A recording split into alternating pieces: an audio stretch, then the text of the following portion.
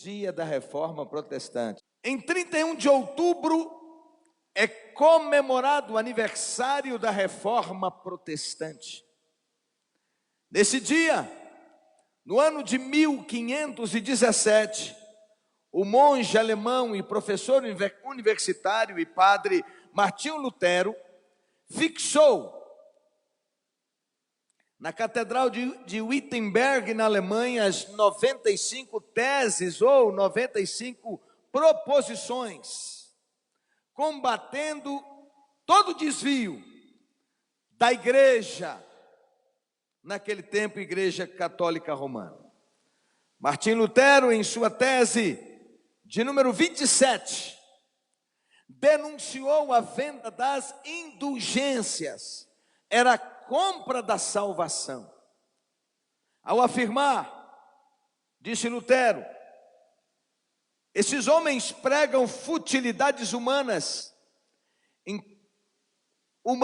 quantos alegam que no momento que a moeda soa, o barulhinho da moeda, ao cair na caixa, libera a alma do purgatório. A Igreja Católica, nesse tempo, ela era detentora de praticamente toda a Europa. Quase toda a Europa estava sob o poder do catolicismo romano.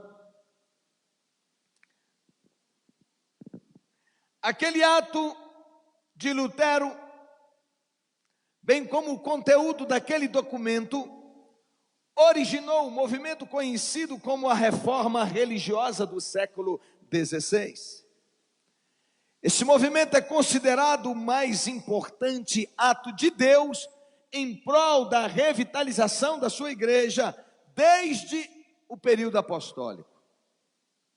A necessidade da reforma.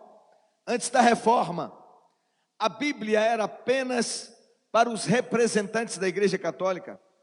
O povo nada sabia dela, apenas seguia tudo aquilo que os sacerdotes diziam e interpretavam.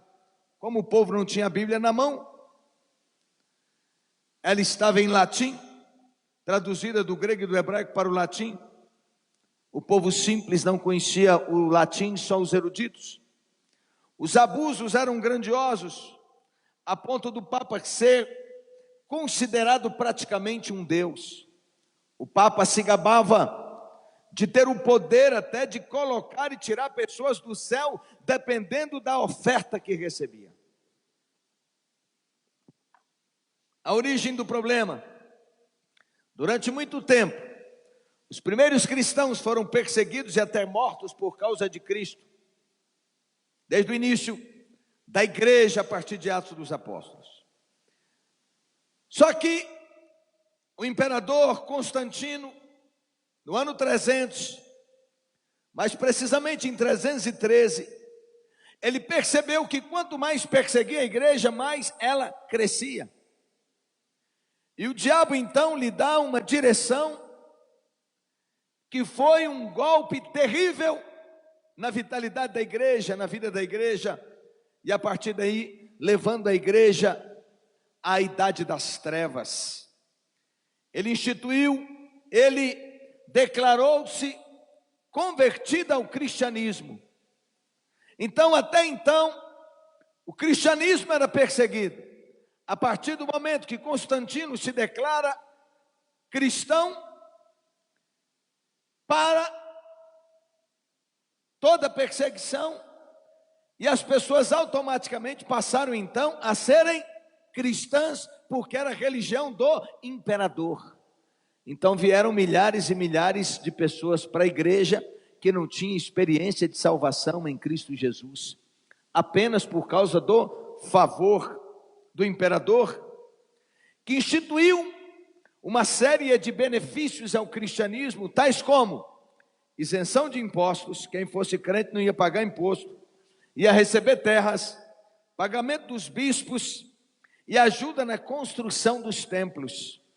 Poder e dinheiro passaram a influenciar a vida da igreja, que em 392 depois de Cristo se fundiu com o Estado, e igreja e Estado se tornaram uma só coisa.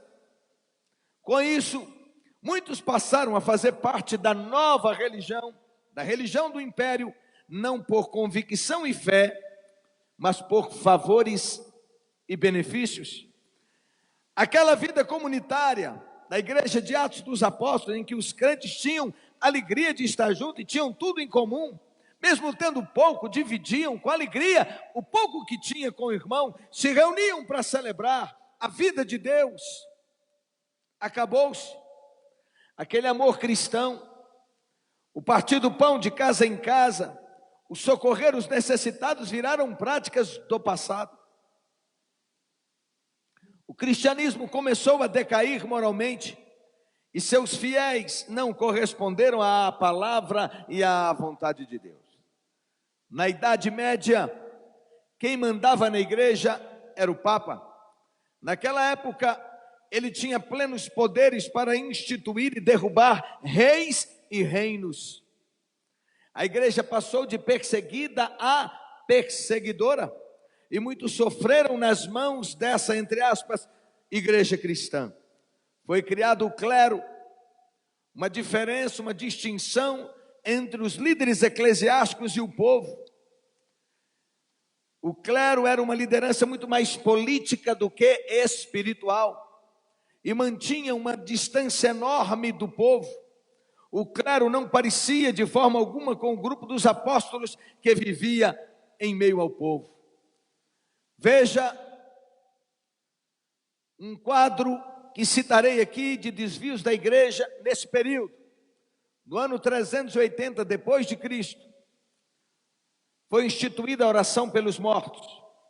Em 535 depois de Cristo, foram instituídas as procissões. Em 538 depois de Cristo, a celebração da missa de costa para o povo. O sacerdote ficava de costas para o povo. Em 757 depois de Cristo foi instituída a adoração a imagens. Então veja que até 757 não havia adoração às imagens. Em 884 depois de Cristo é instituída a canonização de santos. Em 885 depois de Cristo foi instituída a adoração da Virgem Maria. Para não ficar repetitivo, depois de Cristo eu vou só ler DC, ok? A sigla. Em 1022 DC, a legalização da penitência por dinheiro. Em 1059 DC, aceitação da transubstanciação dos elementos da ceia, isto é, passaram a ensinar que a partir do momento que a pessoa recebia o pão e o vinho, e que ele tomava o pão e o vinho, havia uma transubstanciação, uma transformação, um milagre, em que, segundo eles, o vinho se transformava no sangue de Cristo e o pão se transformava em corpo de Cristo. Então, ele comia pão e tomava o vinho, porém, era ensinado que ele estava recebendo ou tomando o corpo e o sangue vivo de Jesus. A ceia é um memorial. Ela tem a sua importância espiritual e foi instituída por Jesus, assim como o batismo. A ceia tem o seu significado espiritual e ao tomar, somos sim muito abençoados, e abençoados em tantas áreas da nossa vida, até com curas e maravilhas no ato da ceia, ao tomar a ceia, mas ela nunca se transforma em corpo e sangue de Jesus. Em 1470 depois de Cristo, a invenção do rosário. Diante de tantas coisas erradas e corrompidas, uma reforma era urgente. A participação de Lutero foi decisiva para o início e primeiros avanços da reforma protestante, mas o movimento continuou a desenvolver-se mesmo depois da morte de Lutero. Na galeria dos reformadores encontramos homens como João Calvino, o grande João Calvino. Escreveu inúmeros livros, entre eles um compêndio poderoso, em português, pelo menos em 4 volumes, conhecida como As Institutas de Calvino. Eu tenho esse material. John Calvino, Ulrico Zwingli, John Knox, John Wycliffe, Martin Bucer e tantos outros que abraçaram a causa da reforma. A reforma protestante se fez especialmente necessária devido à corrupção do cristianismo ao longo dos séculos. Aquele era um contexto de distanciamento da palavra de Deus. Havia grande superficialidade religiosa. O compromisso e a apropriação pessoal do evangelho eram raridades. Isso é, as pessoas, elas iam às missas, elas iam aos cultos, mas elas não tinham a menor relação com Deus. Aqueles que se mostravam zelosos nessa área, aqueles que eram ferrenhos defensores da palavra, que amavam a palavra, eles eram julgados como hereges. Inclusive alguns foram queimados, jogados vivos na fogueira, como foi o caso de John Hus, que amarraram ele a um poste e colocaram a lenha e na praça da cidade tocaram fogo e ele, vivo, eles tocaram fogo em seu corpo. E ainda acentuada a separação entre o clero e o laicato, o laico, o leigo. Os leigos eram desprezados, o leigo era o povo em geral. Eles não eram vistos como membros da igreja. Além de serem explorados e maltratados pela igreja, somente o clero e os ricos eram valorizados. Deus estava muito longe de tudo aquilo. Ao longo da história, em todo esse tempo tenebroso, esse tempo de trevas, Deus sempre levantou um remanescente. O Espírito Santo sempre foi liberado sobre pessoas sedentas de Deus, gente que se comprometia com Deus e que não se conformava a tudo aquilo que estava acontecendo, e Deus os levantava com poder para denunciar tudo aquilo na sua geração, que passaram a ser terrivelmente perseguidos. A superstição religiosa, a ignorância religiosa resultava em ansiedade e, consequentemente, as pessoas se agarravam a qualquer apelo supersticioso. As pessoas com sede de Deus, porque, preste atenção, Deus nos fez com sede por Ele. Deus nos fez para relacionar com Ele. Então, enquanto a pessoa não entende isso, ele vai batendo cabeça de um lado para o outro, ele procura na religião, ele procura na filosofia, ele procura nas farras, na gandaia, nas festas, ele procura das mais diversas formas a salvação, essa relação com Deus, e não encontra, ele está aberto às superstições, aos enganos, aos laços de Satanás. E era o que acontecia naquele tempo. A igreja daquela época realmente se parecia mais com uma instituição pagã do que com o cristianismo bíblico. Com o passar do tempo, os reformadores resumiram o seu ensino em 5 tópicos, cada um deles ressaltando o evangelho da graça de Deus. Os 5 grandes postulados ou pilares da reforma são palavras em latim: solo gratia, solo Christus, sola fide, sola Escritura e sola Deo gloria. Só a graça, só Cristo, só a fé, só a Escritura, a Bíblia, e só a Deus dê glória. Foram esses os 5 grandes pilares da reforma. Vamos discorrer sobre eles. Só a graça, ou sola gratia. Nada que o homem realiza pode resultar em méritos para a sua salvação. Isto é, enquanto naquele tempo era enfatizado que o homem tinha que se esforçar e o pobre não tinha chances, quem tinha dinheiro podia comprar a salvação, caía nesse engano. Então as pessoas começavam também a desenvolverem as chamadas boas obras com o propósito de se purificarem para alcançarem a salvação.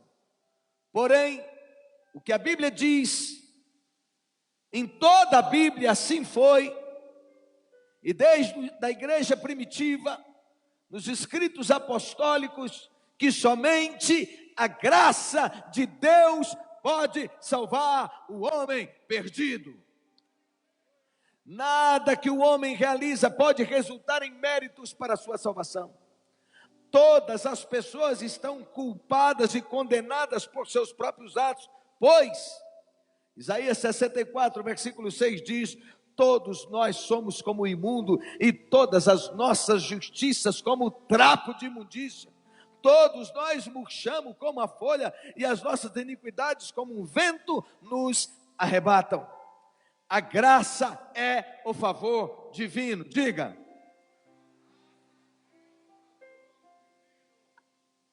É graça, é de graça, é favor imerecido. É por isso que Deus tem que mandar Jesus para vir ao mundo, nascer de uma mulher, viver como homem, passar pelas tentações que os homens passavam, sem contudo pecar, permanecendo puro, santo. Como ovelha foi levado para o matadouro, deu a sua vida na cruz do Calvário, ao terceiro dia ressuscitou. Ao morrer, ele estava levando sobre si o meu e o seu pecado. Jesus é a solução de Deus para o homem, para religar o homem a Deus.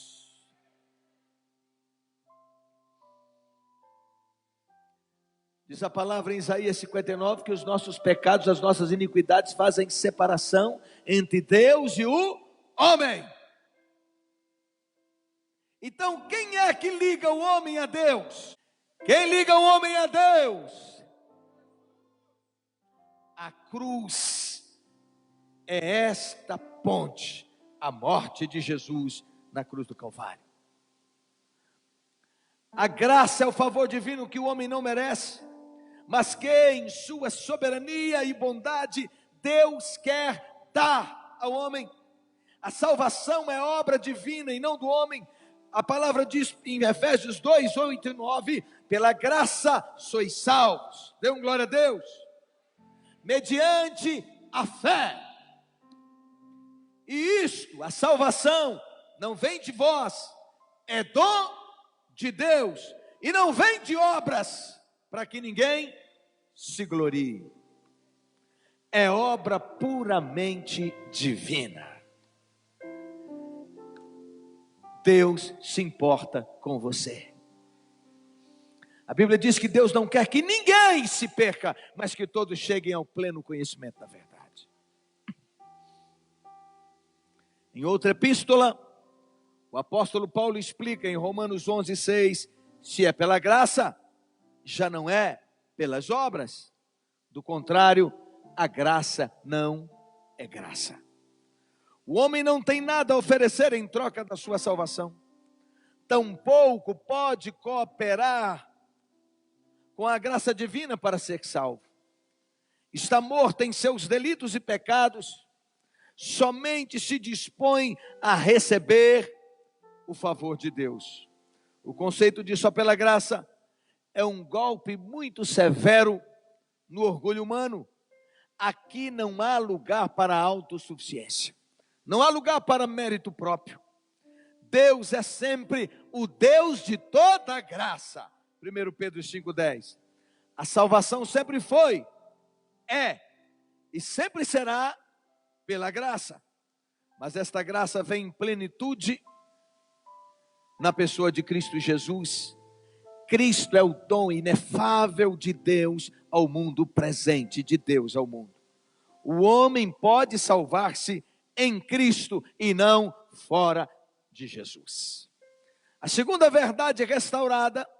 Então a primeira, diga, só a graça. Aleluia. A segunda é só Cristo. Diga forte. Mais forte. A mensagem dos reformadores era cristológica ou cristocêntrica. Jesus, o centro, tudo apontando, convergindo para Jesus. Assim deve ser a nossa mensagem. Jesus declarou: eu sou o caminho, a verdade e a vida. Ninguém vem ao Pai senão por mim. Não há outro meio de chegar-se a Deus a não ser através do sacrifício de Jesus na cruz do Calvário. João 14:6. E segundo o apóstolo Pedro, não há salvação em nenhum outro nome. Vamos dizer isso bem forte: não há salvação em nenhum outro nome, porque abaixo do céu não existe nenhum outro nome dado entre os homens pelo qual alguém possa ser salvo. Atos dos Apóstolos, capítulo 4, versículo 2. Diga bem forte: só Cristo salva. O Cristo que salva é o revelado nas Escrituras. O Cristo revelado nas Escrituras é o Cristo Deus, o Logos eterno, a palavra. Logos é uma palavra em grego que significa a palavra. Um termo grego significando palavra. O Logos eterno, associado eternamente com o Pai e com o Espírito, Criador e sustentador dos céus e da terra, o Senhor da vida e da história, o Alfa, o Ômega, o princípio e o fim, o que é, o que era e o que há de vir, o Todo-Poderoso. A Ele a glória pelos séculos dos séculos. O Cristo revelado nas Escrituras é o Cristo revelado nas Escrituras é o Cristo sacerdote, o que está sentado à direita da majestade nas alturas, e conforme Hebreus 7:25, e também pode salvar totalmente os que por ele se achegam a Deus, vivendo sempre para interceder por eles. Quem intercede por nós é Jesus. O Cristo revelado nas Escrituras é o Cristo Rei, que está para vir, o juiz de vivos e de mortos, o Rei dos reis, o Senhor dos senhores, o Cristo da renovação total. A primeira verdade restaurada foi qual? Só a graça. Segunda, só Cristo. Terceira, só a fé.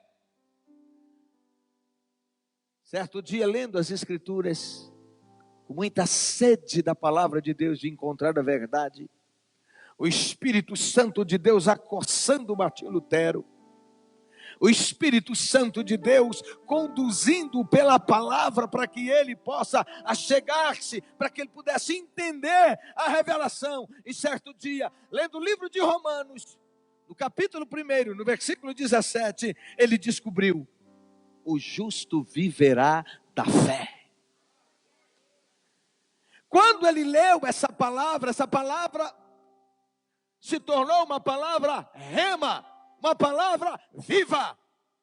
O Espírito de Deus desceu sobre ele e ele teve então o entendimento que o justo seria justificado pela fé. O homem seria justificado pela fé em Jesus.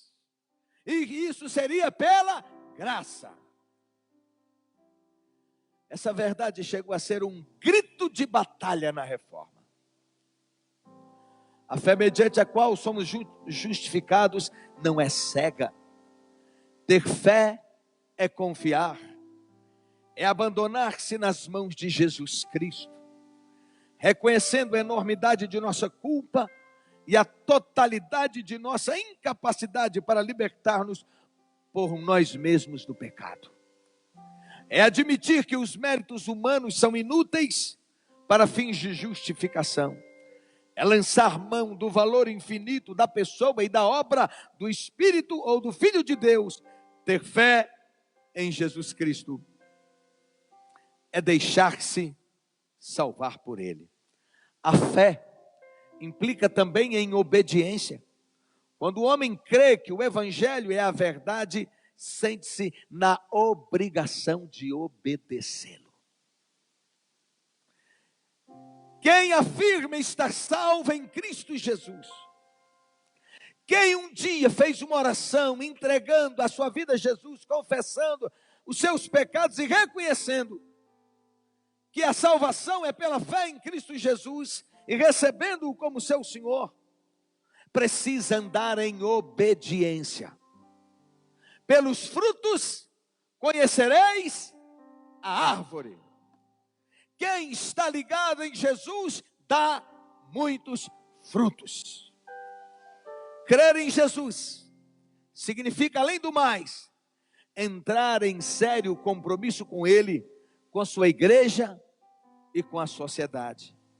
Não aceitamos Jesus Cristo para nos livrar de nossas responsabilidades morais e viver como nos agrada, depois de haver adquirido uma apólice de seguro para a eternidade. No Evangelho, há uma chamada manifestação de caráter ético. É assumir a responsabilidade de ter tornado-se templo, habitação do Espírito Santo de Deus. Jesus teve o cuidado de advertir as multidões sobre as dificuldades do caminho que Ele lhes propunha.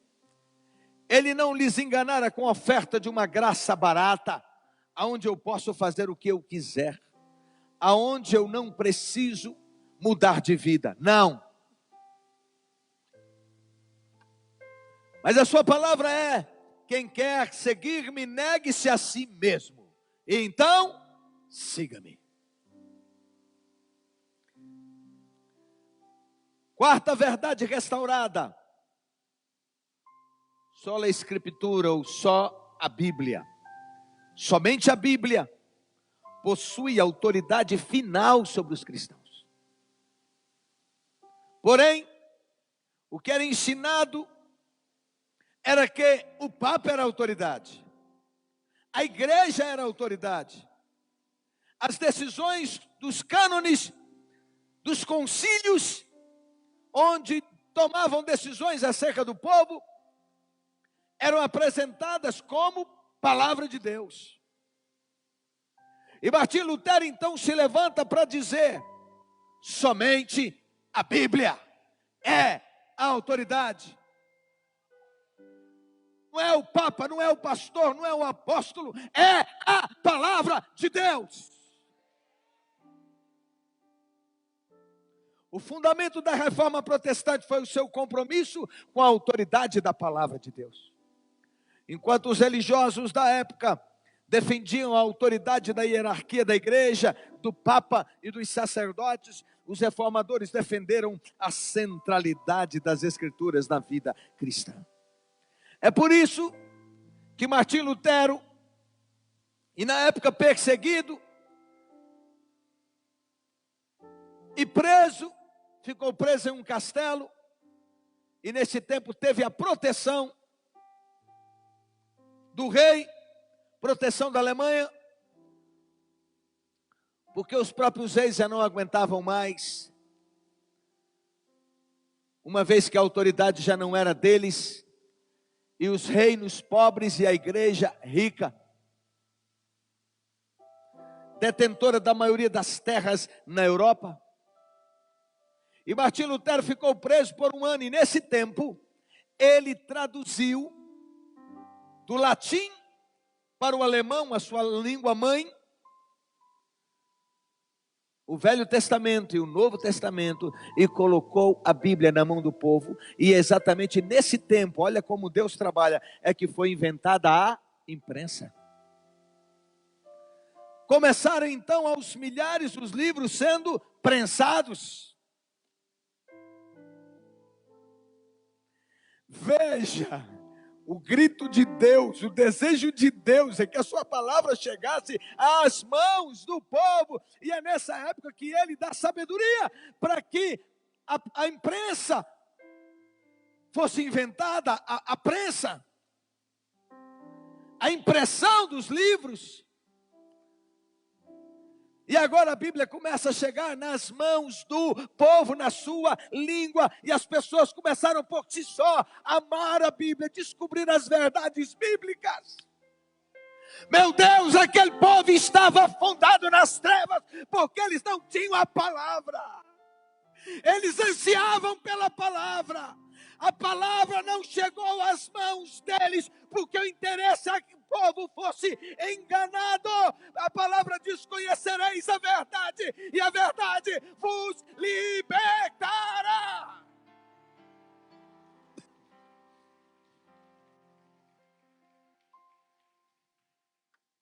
Eu não posso deixar de confrontar você no dia da reforma. Qual é a importância da Bíblia na sua vida? Qual é o valor que você dá à Bíblia na China hoje? Em vários países muçulmanos, a Bíblia é arrancada da mão do povo. Em Cuba, por décadas, a Bíblia não podia chegar. Países comunistas odeiam a Bíblia. Tiranos, ditadores não querem a Bíblia, porque a Bíblia liberta, a Bíblia dá sabedoria, a Bíblia ensina o homem a sonhar, a Bíblia ensina o homem a se relacionar com Deus, a Bíblia ensina o homem a ter dignidade. É por isso as campanhas tão fortes pelo mundo afora, para destruir os valores judaicos cristãos. O Espírito de Deus te pergunta: você ama a Bíblia? Não levante sua mão para dizer que se ama se você não tem prazer em ler a Bíblia. Se você não lê a palavra de Deus. Na China, as caixas de Bíblias que chegam na China, as escondidas, em contrabando, como se fosse droga. Eu vi filmes de lá, vídeos em que o povo pega a Bíblia e começa a chorar. Chorar. Como que recebendo a coisa mais valiosa e mais poderosa que pudesse receber na face da terra. Outros, chegando a eles, o carregamento pequeno e multidões, eles arrancavam as páginas e cada um levando para casa uma página da Bíblia e amando, beijando, abraçando, celebrando a verdade de Deus nas suas mãos. Nossa geração precisa voltar para Deus. Nossa geração precisa de reforma. Ensina a criança no caminho que deve andar e quando for velho não se desviará dele. Nós precisamos voltar, pedir perdão, reconciliar com Deus, ensinar os nossos filhos na palavra de Deus, ensiná-los a amar a palavra de Deus, ensiná-los a amar a Bíblia.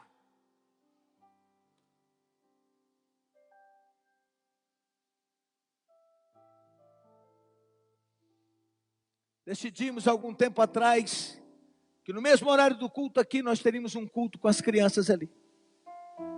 Mas isso não é suficiente, porque filhos são discípulos. Quando um pai é agressivo com a mãe, o filho se torna agressivo com a mãe e com a mulher que terá. Quando o pai ou a mãe são prostitutos, os filhos também estão sendo automaticamente discipulados, se tornam prostitutos. Se o pai é um homem de caráter e de palavra, o filho aprende a ter caráter e palavra. Se o pai ama Jesus e ama a palavra de Deus, os filhos entenderão, sem lhes falar nada, a importância da palavra de Deus nas suas vidas. Diga bem forte: conhecereis a verdade e a verdade vos libertará.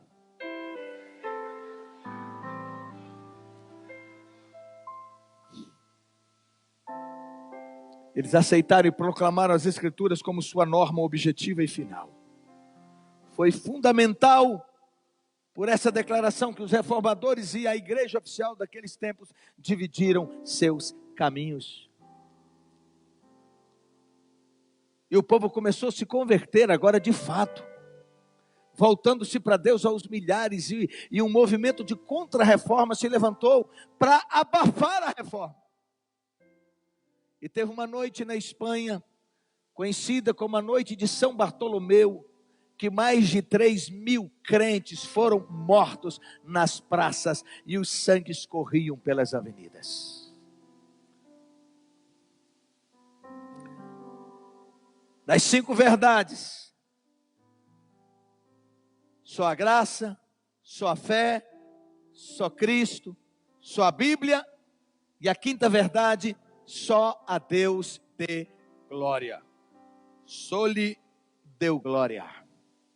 O propósito da existência humana é viver em comunhão com Deus e para a sua glória. Você existe para isso.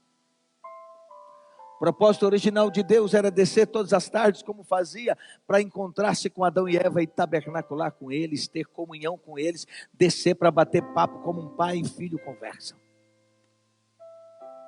A Bíblia diz que nós somos a coroa da criação, toda aquela beleza, toda aquela, tudo aquilo tão sublime que Deus fez no jardim, e deu ao homem a autoridade de domínio, deu ao homem a autoridade sobre todo ser criado, sobre toda obra criada.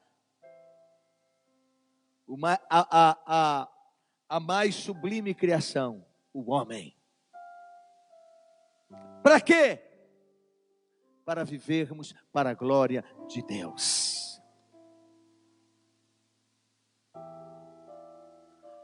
Não pode haver uma separação entre o que eu sou no meu trabalho e o que eu sou na igreja. O que eu sou na minha vida profissional e o que eu sou na igreja. O que eu sou na minha vida estudantil e o que eu sou na igreja. O propósito de Deus é que as pessoas vejam Deus em sua vida. Que você glorifique a Deus em sua vida. Que a sociedade seja transformada através da sua vida.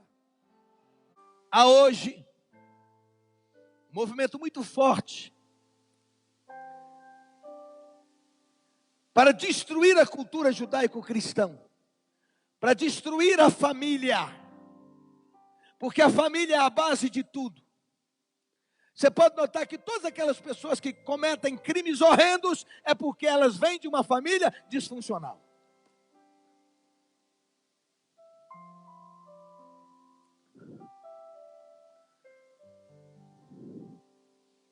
Nasceram de pais disfuncionais. E eu dizia ontem e digo hoje, há toda uma preparação para a nova ordem mundial, a criação até 2030, uma agenda que está em curso no mundo todo, onde a grande mídia, os governadores, os políticos, todos têm esse propósito, para a criação da nova ordem mundial, para ter uma economia mundial única, uma moeda mundial única, e para o governo do anticristo. Se prepare, se converta de fato, arrependa-se e ande com Deus para valer. Os dias são maus, os dias são difíceis. Então aprenda a se posicionar e andar com Deus para valer, porque você foi levantado por Deus como sal da terra e luz do mundo. Sem a comunhão com Deus, a existência humana se torna desesperadora, vazia e desprovida de significado. Deus criou o ser humano à sua imagem, para a sua glória, e o coração humano só encontra descanso quando descansa em Deus. Esses tópicos doutrinários enfatizados aqui, ou enfatizados e pelos reformadores, base do ministério deles, se tornaram conhecidos como os solas da reforma. Eles representam uma síntese daquilo que os reformadores reivindicavam. Estou chegando ao final. O significado da reforma para os nossos dias. As verdades que eles defenderam têm aplicações para nós. Primeira, o evangelho não muda de uma época para outra, a Bíblia não muda. A palavra de Deus é imutável.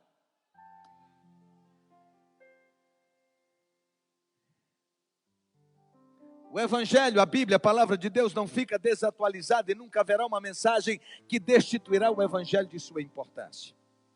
A reforma foi mais do que um mero evento histórico. Ela possui uma mensagem relevante para os dias atuais. A reforma ensina que a vitalidade da fé está intimamente conectada com a redescoberta da riqueza do evangelho. Os reformadores foram tomados pela alegria da mensagem do Evangelho e a sua aplicação à vida diária, pois o Evangelho deve afetar toda a vida do cristão e não apenas a sua devoção religiosa. A reforma testifica sobre a importância do estudo diário da palavra de Deus. A Bíblia, para os reformadores, deixou de ser apenas um livro de referência religiosa e passou a ser interpretada pelo que ela realmente é: a palavra escrita de Deus a dirigir e orientar o cristão nesse mundo. A negligência ao estudo diário da palavra resulta em confusão e retardamento no processo da santificação. A reforma colocou a responsabilidade da pregação e do discipulado na mão dos crentes. Os crentes não pararam suas atividades. Assim era na igreja de Atos dos Apóstolos. Era de casa em casa, comunhão, de família em família, todos os dias juntos, compartilhando a palavra de Deus, as experiências da palavra de Deus, aquilo que eles recebiam e eram alimentados, eles repassavam aos seus amigos, às outras pessoas. Portanto, como crente em Jesus, você é sacerdote. Como diz Pedro, sacerdócio universal dos crentes. Isso quer dizer que você é um ministro de Deus. Dê um glória a Deus. Você é boca de Deus nessa terra. E quero te dizer que a sua vida fala mais alto do que as palavras que saem da sua boca. As pessoas te olham e te observam. E elas veem pelos seus atos, suas ações, sua postura, sua maneira de viver e de ser, quem você de fato é. A reforma é um testemunho claro da importância da participação de cada cristão em prol do avanço do reino de Deus nessa terra. Aquela ideia católico-romana de um povo lá, o laico, a laicidade, o leigo, e no altar, o clérigo, o clero, o líder espiritual, não está de acordo com a palavra de Deus. Aonde o povo ficava inerte, a palavra de Deus nos chama a assumir a nossa responsabilidade. Haverá o dia da prestação de contas. E Jesus diz: eis que vos dei autoridade. Ide por todo o mundo e pregai o evangelho. Fala para discipular. Fala para batizar. Fala para levar a vida de Deus às pessoas. Fala para ensinar aquilo que aprendemos da palavra. É responsabilidade de cada crente em Cristo Jesus. A reforma ensinou que Deus está sempre interessado e comprometido com a igreja. Ele sempre intervém em benefício da revitalização do seu povo e nunca abandona aqueles que nele confiam. Dê um glória a Deus. Essas lições continuam preciosas para nossas vidas nos dias atuais. Diga: só a graça, só Cristo, só a fé, só a Bíblia, só a Deus dê glória.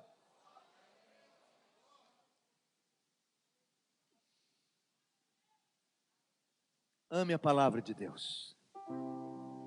Assuma um compromisso hoje de ler a Bíblia. Se der sono, se levante. Bata na cara, lava a cara, mas leia a Bíblia. Ah, eu não estou em vontade. Leia sem vontade, até criar vontade.